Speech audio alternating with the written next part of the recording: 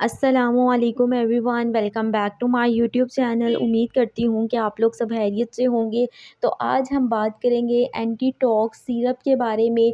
इसके active ingredient की बात की जाए तो इसमें हमारे पास नेटाजोक्सिनाइड प्रेजेंट होता है। ये बच्चों में इस्तेमाल होने वाला सिरप है। अगर आपके बच्चे को डायरिया हो गया है, दस्त है या स्टमक अपसेट होने की वजह से मोशन लग गए हैं, तो उसमें ये सिरप बहुत ही ज़्यादा मुफीद है। ये हमारे पास मार्केट में 60 ml की बोतल आती है।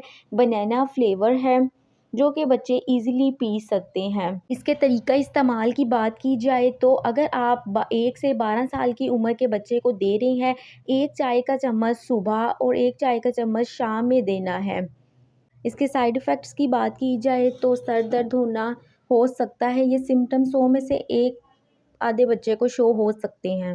इसकी प्राइस की बात की जाए तो 175 रुपीज़ है पाकिस्तानी। ये सिरप आपको किसी भी फार्मेसी शॉप से इजीली मिल जाएगा। उम्मीद करती हूँ कि मेरी वीडियो आपके लिए बहुत इन्फॉर्मेटिव रही होगी।